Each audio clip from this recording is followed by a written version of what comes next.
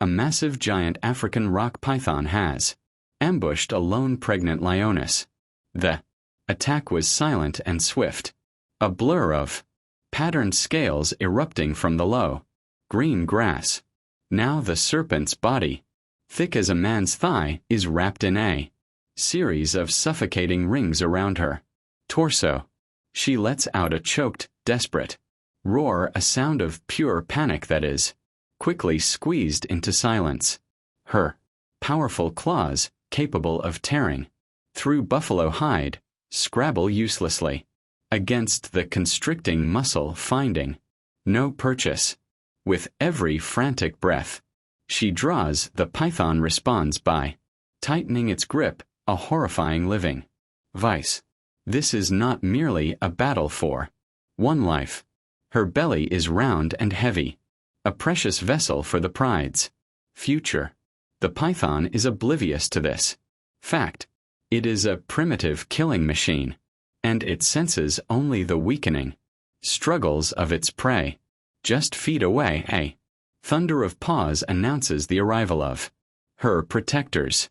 3 magnificent male lions, a coalition of brothers that rule this territory, skid to a halt in the dust. Their golden manes bristle and deep growls rumble in their chests. But they do not attack. They stop, a trio of powerful statues, their eyes fixed on the horrifying scene. It is in this moment of shocking paralysis that a man, Ranger Ethan Hale, breaks through the line of acacia trees. He sees it all in one heart-topping glance. The python, the dying lioness, and the 3 motionless kings of the savannah, armed with nothing more than a wooden stick. He makes a decision that defies all logic and begins to run toward the chaos. You will not believe the male lion pride's response until you see it for yourself. To understand the baffling hesitation of the male lion pride, you must first understand that this was no ordinary family. In the sun-drenched expanse of the savannah, dotted with thorny acacia trees and carpets of low, green grass, their pride was a living anomaly, a puzzle that had long fascinated conservationists like Ethan. For years the pride structure had defied convention. It consisted of a powerful, inseparable coalition of 3 dominant male lions, but only a single lioness. Typically, a pride's core is a multi-generational family of related females.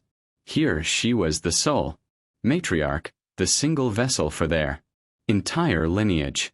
And for the longest time she had failed to conceive the future of this unique dynasty. This strange and powerful family rested entirely on her shoulders. Then, against the odds, a miracle had occurred. Her belly, once lean and athletic, had begun to swell. The change was subtle at first, then undeniable. The lioness was pregnant, carrying a fragile hope that promised to secure the pride's continuation. Ranger Ethan Hale, an American conservationist on a long-term assignment with the local wildlife authority, had been monitoring them with a dedication that bordered on obsession. He had documented the profound shift in the male's behavior since the pregnancy became apparent. They transformed into the most diligent guardians imaginable. They formed a constant moving fortress of muscle and teeth around her, shadowing her every step. They challenged any hyena that dared to stray too close and drove off lone male lions with a terrifying unified fury.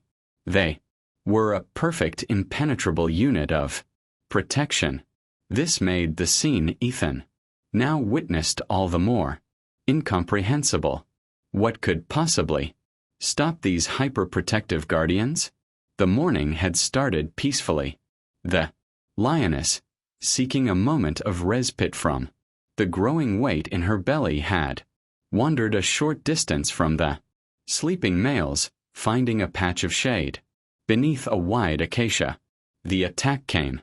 From nowhere, the giant African rock python, a master of ambush, had been perfectly concealed in the tall grass. It struck with terrifying speed, its goal not to bite but to ensnare.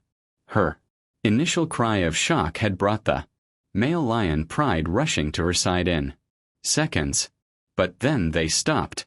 They began to pace in a wide, agitated circle, their tails twitching, their growls a mixture of fury and something else, something that looked like profound confusion. Was this fear? Were they intimidated by this strange, slithering adversary? Or was there a deeper, more ancient rule of the wild at play? An instinctual law that told them this was a battle they could not or should not fight. Ethan's heart hammered against his ribs. A frantic drum beat against the sudden eerie silence of the savannah. Every ounce of his training, every protocol drilled into him over years in the field screamed a single, unequivocal command: do not interfere. This was the raw, unfiltered law of nature. He was an observer, a guardian. From a distance, not a participant. These were apex predators, and the wilderness had its own brutal, unforgiving calculus. If her own male lion pride, her sworn protectors, would not intervene to save her, what right did he have to risk his own life? He was a guest in their kingdom, and he was dangerously close to overstepping his bounds. The consequences could be fatal. But then through his binoculars he saw her eyes. The fiery gold was beginning to dull, glazing over with a slow creep of oxygen deprivation. Her body, once a coil of struggling muscle, gave a sickening, involuntary twitch and then fell limp within the python's embrace. The life within her, the pride's only hope for a future, was being extinguished before it ever had a chance to draw its first breath. He thought of the unique pride of the years of waiting, of the sheer miracle of her pregnancy. He looked at the three powerful lions paralyzed by an invisible force. In that instant, the official rule book of non-inference seemed like a hollow, meaningless doctrine. It was replaced by a single, overwhelming, imperative compassion. Clutching the simple wooden stick he always carried, a tool for pushing back thorny branches, not for battling monsters, he made his choice. It felt laughably inadequate. Twig against the titan. But he knew he couldn't fight the python directly. He had to fight the hesitation that held the lions captive. He began to move, his steps deliberate, his path not directly at the tangled mass of predator and prey, but on a wide arc around it. He needed to change the dynamic, to introduce a new, unpredictable element into a deadly frozen equation. As he drew closer, the heads of the male lion pride snapped in his direction. Their golden eyes, previously fixed on the lioness, now locked onto him. A low, guttural growl rumbled from the chest of the largest male, a clear warning. This was the moment of truth. Ignoring the primal fear that urged him to retreat, Ethan yelled, a raw human sound in the vast wilderness. He waved the stick over his head, making himself as large and as threatening as possible. Then he lunged forward and brought the stick down with all his strength, not on the python's head but on the thick, muscular tail. Near its end, he didn't aim to injure. He had to provoke. The instant Ethan's stick struck the serpent's tail, the static atmosphere shattered. It was as if his singular act of human defiance had broken a powerful spell. One of the male lions, the largest of the three, the one who had growled at Ethan just seconds before let out a deafening, explosive roar. It was not a sound of confusion anymore. It was a sound of pure, unadulterated fury. He launched himself forward, a 500-pound missile of muscle and claw. It was not a hesitant or tentative move. It was an all-out assault. His massive side-like claws tore into the python's pattern hide, ripping away scales and drawing blood. This single act of aggression opened the floodgates. Inspired by their leader, Charge, the other two members of the male lion pride stormed into the fray. The scene devolved into a stunning, chaotic whirlwind of violence. It was an incredible display of coordinated power. One lion bit down hard on the python's thick body, shaking his head violently, while the other ran his claws along its midsection, desperately trying to find purchase, and unwrapped the deadly coils. For a moment it was a terrifying ballet of survival, a maelstrom of golden fur, flashing claws and dark writhing scales.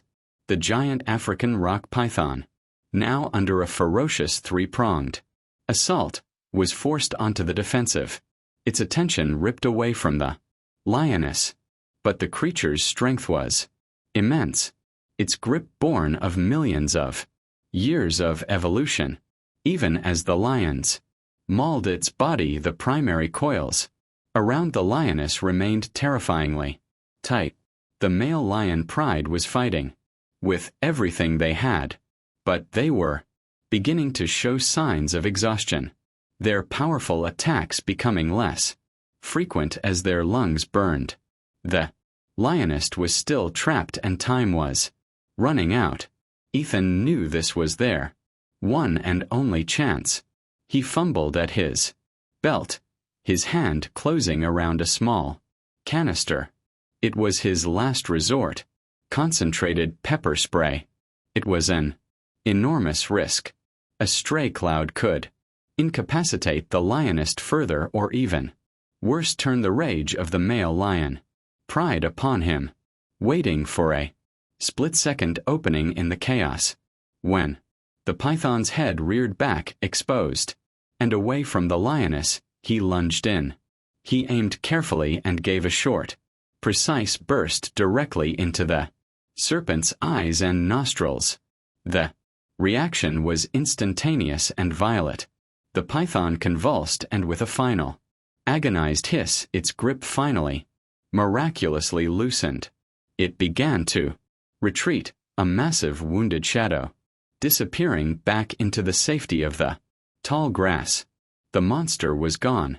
The chaotic symphony of roars, hisses, and tearing flesh evaporated, leaving behind a silence that was somehow more terrifying than the fight itself. In a trampled grass, the lioness lay on her side, utterly still. The battle was won, but Ethan's heart sank as he feared the war for her life was lost. His own adrenaline vanished, replaced by a cold, heavy dread. Had he acted too late?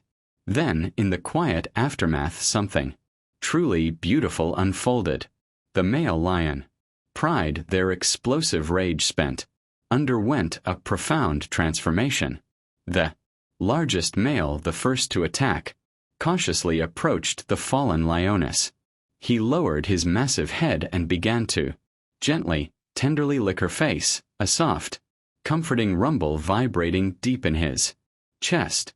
Another of the lions laid down beside her, pressing his warm, solid body against hers, a living shield as if to guard her from any further harm. The protectors had returned. In that moment, Ethan believed he finally understood. Their earlier hesitation likely wasn't cowardice or indifference. It was a deep, instinctual confusion. The python was not a familiar foe like a hyena or a rival lion. It was an alien form of danger, a silent, constricting threat they didn't know how to combat without potentially harming the very lioness they sought to protect. His intervention, his reckless courage, hadn't fought the battle for them. It had given them a target, a focal point for their fury and a clear path to action. Ethan slowly backed away, giving the family their space, and pulled out his satellite phone. His voice was steady but laced with an urgency that betrayed his calm exterior. Dispatch. This is Hale. I have a pregnant lioness. Post-python constriction.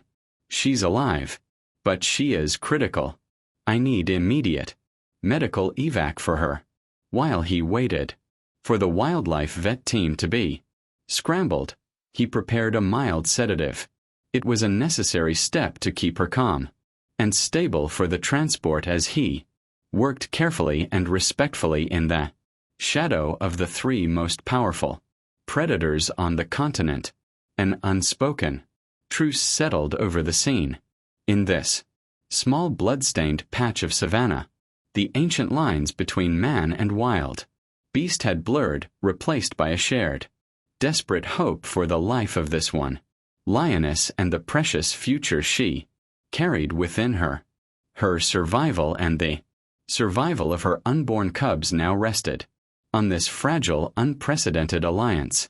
This story is a powerful reminder that compassion and courage know no species, boundaries. What single moment from this rescue impacted you the most? Share your thoughts with our community in the comments. And if you believe these stories matter, please subscribe for more.